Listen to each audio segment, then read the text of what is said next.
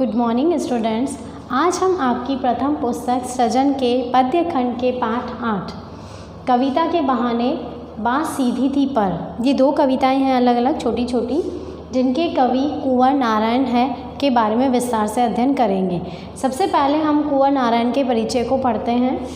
इनका जन्म सन 1927 ईस्वी में हुआ और इनकी मृत्यु सन 2017 ईस्वी में हुई। कुंवर नारायण नई कविता के बहुत प्रमुख कवि माने जाते हैं। तीसरे तार सप्तक, जो कि 1959 ईस्वी में बनाया गया था, के अग्रगण्य कवियों के रूप में इन्हें बहुत ज़्यादा विशेष स्थान प्राप्त हुआ। इन्होंने अपनी रचना में इतिहास और मिथक के माध्यम से वर्तमान को देखा। यहाँ पर हम ये कह सकते हैं कि इतिहास यानी ऐतिहासिक घटनाएं जितनी भी है या जो भी पुराना समय था, और मिथक का अर्थ होता है झूठ या बनावटीपन। उन दोनों के नज़रिए से उन्होंने वर्तमान को देखा और अपनी नई कविताओं की रचना की।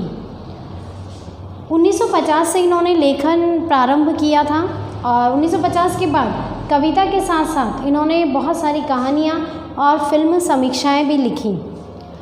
कविता मेरे लिए कोई भावुकता की हाय हाय न होकर यथार्थ के प्रति एक प्रौढ़ प्रतिक्रिया की मार्मिक अभिव्यक्ति है, ऐसा कुंवर नारायण का स्वयं का कहना है। उनका मानना है कि जो कविता है वो उनके लिए सिर्फ भावुकता में बहकर हाय हाय करके यथार्थ के प्रति लिखना नहीं है, बल्कि इन्होंने अपनी तरफ से ये माना है कि यथार्थ के प्रति एक प्रौढ़ प्रतिक्रिया, यानी कविता कई लोगों तक पहुंचती है, कई लोग उसे पढ़ते हैं, तो उसमें यथार्थ के साथ साथ प्रौढ़ प्रतिक्रिया होना भी ज़रूरी, यानी कुछ समझ लेकर आना भी ज़रूरी है।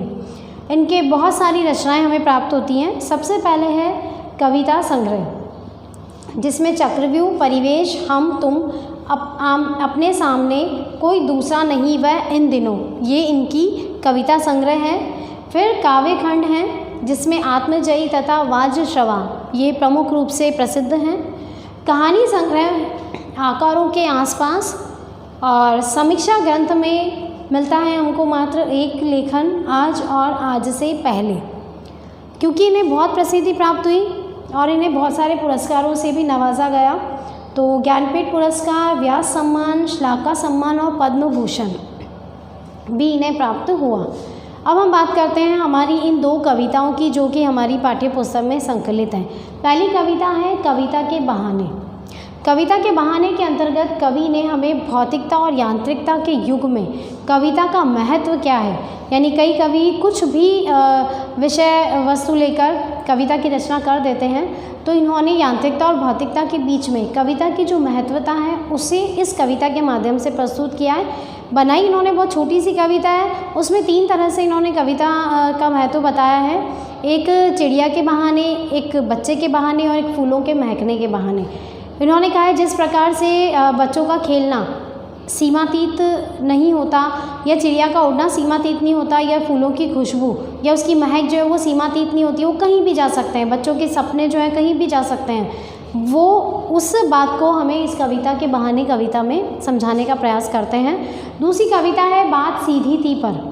बात सीधी थी, लेकिन कविता को बहुत ज़्यादा क्लिष्ट बनाने पर या भाषा को बहुत ज़्यादा कठिन रूप से इस्तेमाल करने पर उन्होंने कहा कि जो कविता है उसका असली जो रस है या उसका जो महत्व है वो ही नष्ट हो जाता है। इसीलिए बात सीधी थी पर में उन्होंने भाषा की सहजता पर जोर दिया कि किसी भी भाषा को या किसी भी कविता को आप बहुत सहज रूप से काम में लें, उसे घुमावदार या चक्करदार न बनाकर अपनी बात को सहज तरीके से प्रस्तुत करने का प्रयास करें, तो हम अपनी बात को आसानी तक किसी तक पहुंचा सकते हैं। तो आइए हम दोनों कविताओं को पढ़ते हैं। स्टूडेंट्स, कुंवर नारायण के जीवन परिचय को समझने के बाद अब हम बात करते हैं इस कविता को विस्तार से पढ़ने की। इस पाठ में आपके समक्ष 2 कविताएं सम्मिलित की गई हैं। पहली है कविता के बहाने और दूसरी है बात सीधी थी पर। कविता के बहाने कविता में भौतिकता और यांत्रिकता के दौर में कविता का जो महत्व है उसे दर्शाने का कवि ने प्रयास किया है। और दूसरी जो कविता है बात सीधी थी पर, उसमें भाषा की सहजता पर जोर दिया है। तो सबसे पहले प्रथम कविता पढ़ते हैं, कविता के बहाने। कविता एक उड़ान है चिड़िया के बहाने, कविता की उड़ान भला चिड़िया क्या जाने।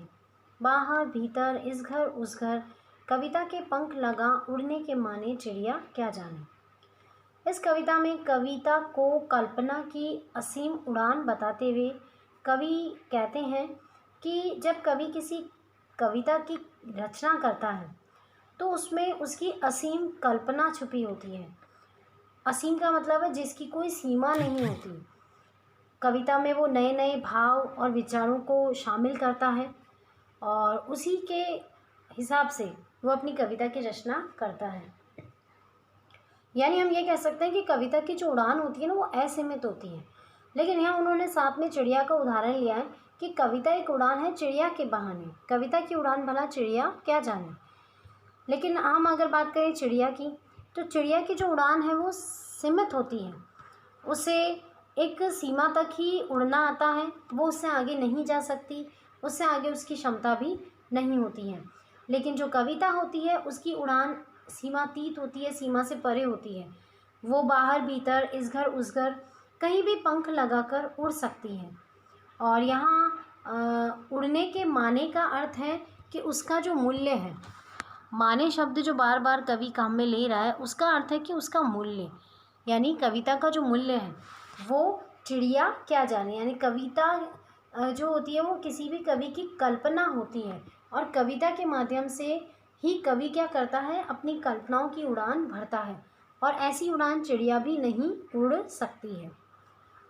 दूसरा देखते हैं, कविता एक खिलना है फूलों के बहाने, कविता का खिलना भला फूल क्या जाने। बाहर भीतर इस घर उस घर, बिना मुरझाए महकने के माने फूल क्या जाने। आगे कवि ने इसी कविता की तुलना फूलों के बराबर की है, फूलों से की है। कविता एक खिलना है फूलों के बहाने। यहाँ पर कवि ने कविता का खिलना भी माना है फूलों के समान या फूलों के बहाने से। कविता का खिलना भला फूल क्या जाने। लेकिन फूलों की भी एक सीमा होती है खिलने की।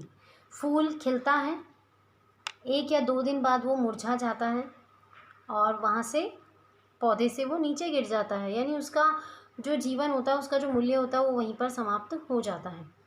लेकिन यहाँ अगर हम बात करें कविता के खिलने की, तो कविता का खिलना इस तरह से है कि जब कविता की रचना की जाती है उसके बाद वो कविता न जाने कितने लोगों तक पहुँचती है। लोग उसका अर्थ समझते हैं, उस कविता को पढ़ते हैं, उसका आनंद लेते हैं, उससे सीख लेते हैं, उसे समझते हैं। तो कविता खिलती है यानी फलती फूलती है, आगे बढ़ती है और उस कविता के मूल्य कई वर्षों तक, आगे आने वाली पीढ़ियों तक भी पहुंचते हैं। तो कविता जो होती है उसका जो प्रभाव होता है, उसका जो खिलना होता है, उसकी जो सुगंध होती है वो कई सालों तक बरकरार रहती है। कविता फूलों के बजाय अधिक प्रभावशाली होती है। फूलों का खिलना कुछ समय तक का होता है या फूलों की जो महक होती है वो मात्र कुछ समय के लिए ही होती है। लेकिन जो कविता है उसका खिलना बहुत लंबे समय तक के लिए होता है। हम ये कहें कि अनंत समय के लिए, और उसका मुरझाना भी कभी नहीं होता, क्योंकि कविता जैसे जैसे आगे बढ़ती जाती है, लोगों तक पहुंचती जाती है, लोग उसे पढ़ते जाते हैं, समझने का प्रयास करते जाते हैं, वैसे वैसे वो और ज़्यादा खिलती जाती है और ज़्यादा महकती जाती है, यानी लोगों तक संदेश पहुंचाती जाती है। इसीलिए यहाँ पर कवि ने कविता का खिलना फूलों के बहाने से माना है कि चाहे वो बाहर भीतर हो, चाहे इस घर उस घर हो, यानी किसी भी स्थान पर कहीं भी बिना मुरझाए जो कविता है ना वो महकती ही रहती है। तो ये जो बिना मुरझाए महकना है वो फूल नहीं जान सकते। यह अनुप्रास और रूपक अलंकार का प्रयोग किया गया है। कविता एक खेल है बच्चों के बहाने, बाहर भीतर यह घर वह घर, सब घर एक कर देने के माने बच्चा ही जाने। यहाँ आगे उन्होंने तीसरे उदाहरण के तौर पे एक बच्चे को लिया है कि कविता एक खेल है बच्चों के बहाने। बच्चा जो होता है वो कभी भी अपने और पराये का भेद नहीं करता। कवि अपने शब्दों के माध्यम से मानव के मनोभावों को अभिव्यक्त करता है। उसी प्रकार से बच्चा भी अपने मन की बात को बहुत ही सहजता से, बहुत ही सरलता से किसी के समक्ष भी प्रस्तुत कर देता है। उसे खुश होना होता है तो वो आसानी से जल्दी से खुश हो जाता है, उसे रोना है, बुरा लगा तो वो रोने भी लग जाता है। वो स्थान समय या किसी मनुष्य को नहीं देखता कि अभी यहाँ कौन है, या उचित स्थान है, उचित समय है कि नहीं है कि मुझे रोना है या हंसना है। तो ये जो अपने पराये का भेद नहीं है, ये सिर्फ बच्चा ही जान सकता है। और इसी तरह से जो कविता है वो भी कवि के शब्दों के माध्यम से बनती है, और कवि उसमें मानव के जो मनोभाव हैं उनको अभिव्यक्ति देता है। तो यहाँ कविता एक खेल है बच्चों के बहाने, बाहर भीतर यानी अंदर बाहर, यह घर वह घर, किसी भी घर में बस घर एक कर देने के माने बच्चा ही जाने। यहाँ कवि ने अंतिम जो 2 पंक्तियाँ कही हैं कि यह सब घर एक कर देने के माने बच्चा ही जाने। बच्चा किसी के भी घर में, जैसे पड़ोस में, आसपास में, बड़ी ही आसानी से चला जाता है। उसे अपने पराये का भेदभाव नहीं रहता, उसे नहीं पता होता है कि मुझे इस घर में जाना है नहीं जाना है, मना करने के बाद भी चला जाता है। तो ये जो है ना अपनापन, एकता का भाव, ये हमें बच्चों से ही सीखने को मिलता है। तो यहाँ उन्होंने कहा है कि सब एक कर देने के माने जो है वो बच्चा ही जानता है। और इसी प्रकार से कवि भी अपने शब्दों के माध्यम से, अपनी कविता के माध्यम से मानव के मनोभावों को अभिव्यक्ति देता है। अब दूसरी कविता है बात सीधी थी पर। बात सीधी थी पर एक बार भाषा के चक्कर में ज़रा टेढ़ी फंस गई। उसे पाने की कोशिश में भाषा को उल्टा पलटा, तोड़ा मरोड़ा, घुमाया फिराया कि बात या तो बने या फिर भाषा से बाहर आए। लेकिन इससे भाषा के साथ साथ बात और भी पेचीदा हो चली। यहाँ कवि ने हमें ये समझाने का प्रयास किया कि हमें भाषा को बहुत ही सहजता के साथ में प्रयोग में लाना चाहिए। ज़्यादा घुमावदार भाषा जो होती है उसके चक्कर में जो भाषा का अर्थ होता है वो अग्राह्य बन जाता है, यानी समझ नहीं आता है या ग्रहण करना मुश्किल होता है। इसके लिए उन्होंने कहा कि बात सीधी थी, यानी कवि ने किसी बात को समझाने के लिए, किसी कवि ने बात को समझाने के लिए कविता की रचना की, कुछ पंक्तियों की रचना की, लेकिन भाषा के चक्कर में, और कवि ने सोचा कि मैं उसे बहुत ज़्यादा प्रभावशाली बनाऊं, तो उस प्रभावशाली ढंग के चक्कर में ज़रा टेढ़ी फंस गई। यानी कवि जो समझाना चाह रहा था वो समझाने के बजाय वो और ज़्यादा घुमावदार या और ज़्यादा हम कहें कि क्लिष्ट हो गई उसे पाने की कोशिश में। अब उस भाषा के उस अर्थ को, उस प्रभाव को या उस प्रसंग को पाने की कोशिश में भाषा को और ज़्यादा पलटा मरोड़ा, उल्टा पलटा किया, शब्दों का फेर बदल किया, शब्दों को तोड़ा मरोड़ा, उन्हें घुमाया फिराया, एक स्थान से दूसरे स्थान पर पहुंचाया कि बात या तो बने या फिर भाषा से बाहर आए, कि या तो जो कवि समझाना चाहता है वो चीज़ उस भाषा में, उस पंक्ति में नज़र आने लगे, या फिर वो और ज़्यादा सरल हो जाए कि लोग उसे सहजता से स्वीकार कर सकें या समझ सकें।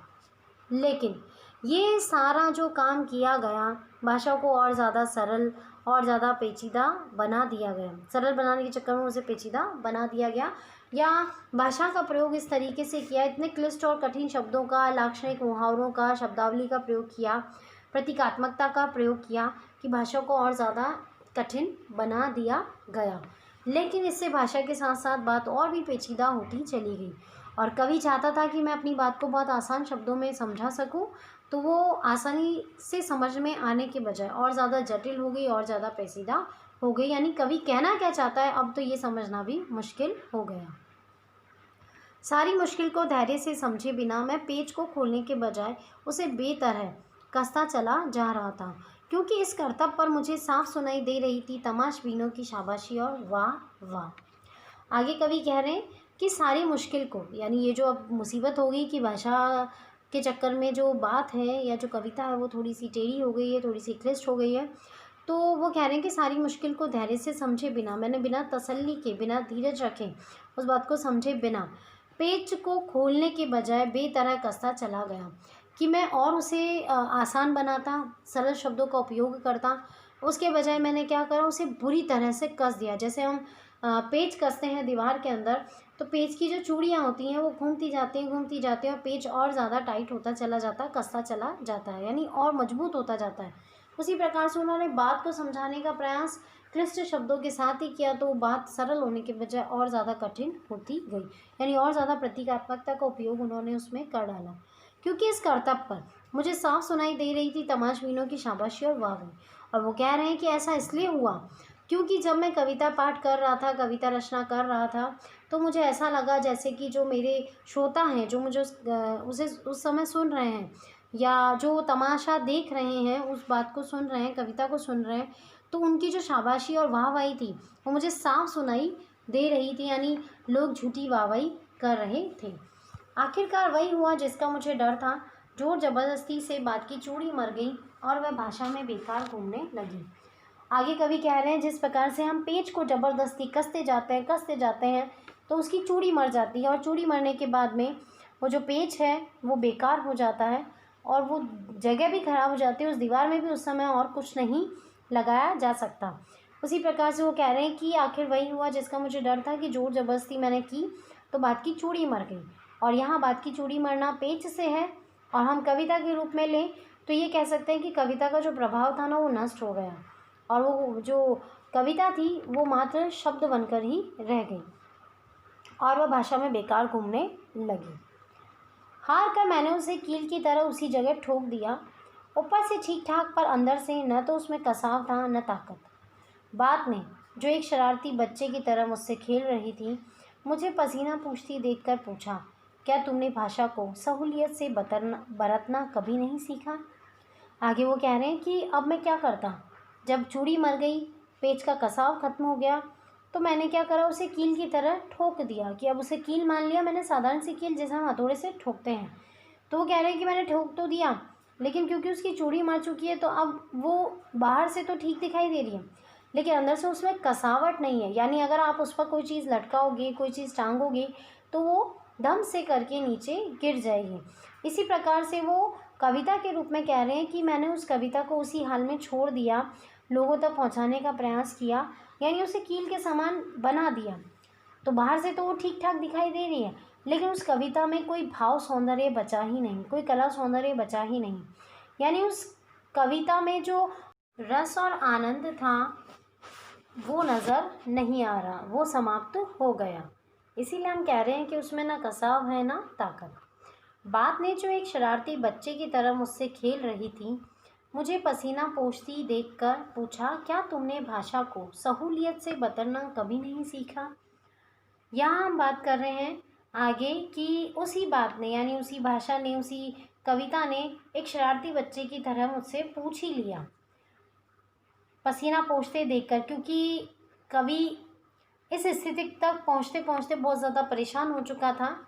या ये कह रहा है कि जो भाषा का मैंने उल्टा पुल्टा तोड़ा मरोड़ा प्रयोग किया, उससे वो मुझे पूछती है कि क्या तुमने भाषा को सहूलियत से बरतना कभी नहीं सीखा?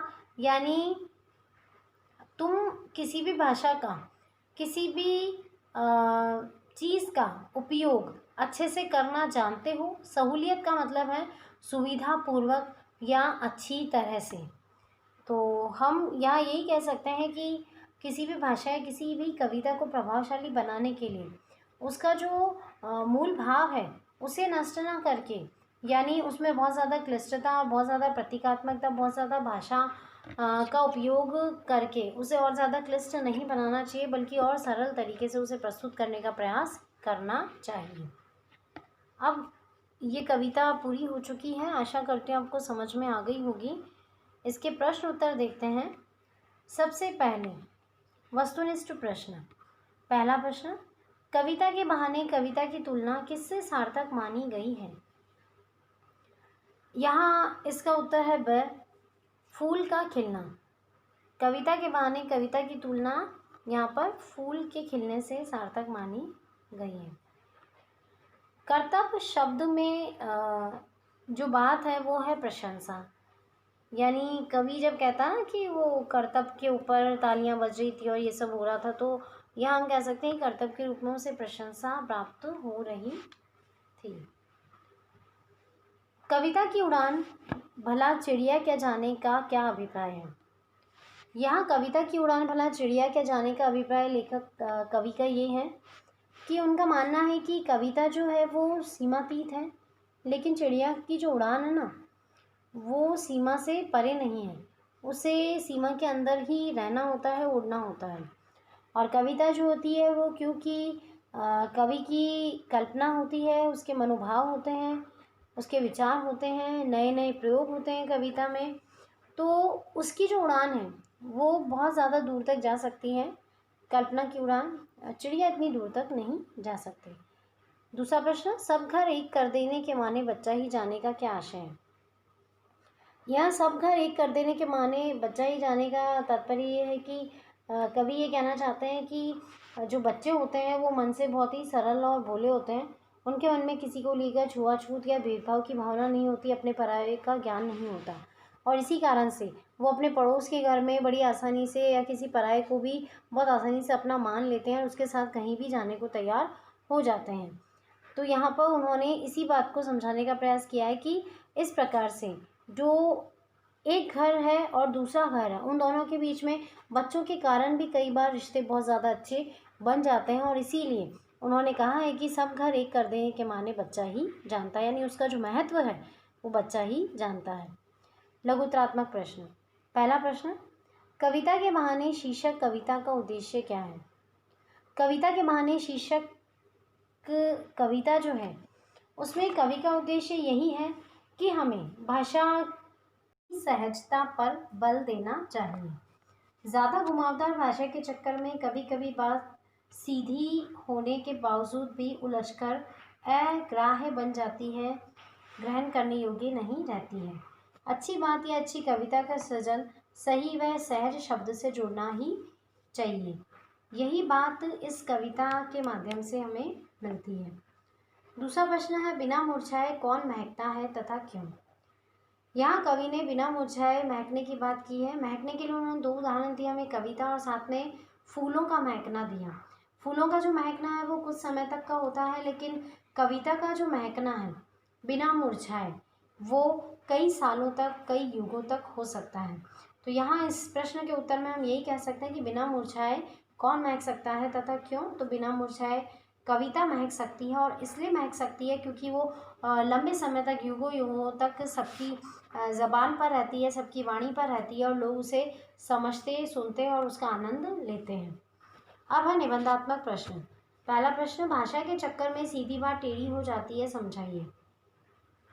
बात सीधी थी, पर कविता के अंदर कवि ने हमें भाषा के चक्कर में सीधी बात को टेढ़ा होता समझाया है। उन्होंने कहा है कि जब भाषा को बहुत ज़्यादा घुमावदार तरीके से बहुत ज़्यादा टेढ़ा करके प्रस्तुत किया जाता है, बहुत ज़्यादा क्लिष्ट प्रतीकात्मकता, मुहावरेदार और ये सारी चीज़ें काम में लेते हुए उसे प्रयोग में लाया जाता है, समझाने का प्रयास किया जाता है, तो वो जो भाषा का चक्कर है उसमें वो जो सीधी सरल सी बात है जो बहुत आसान शब्दों में समझाई जा सकती थी, वो भी टेढ़ी हो जाती है, यानी आसानी से समझ में नहीं आती, और कविता का जो मज़ा है, जो आनंद है, जो रस है, वो ही समाप्त हो जाता है, उसका भाव, उसका प्रभाव समाप्त हो जाता है, और वो मात्र कील के समान रह जाती है क्योंकि उसके जो पेच हैं उसे बहुत ज़्यादा कसा जाता है।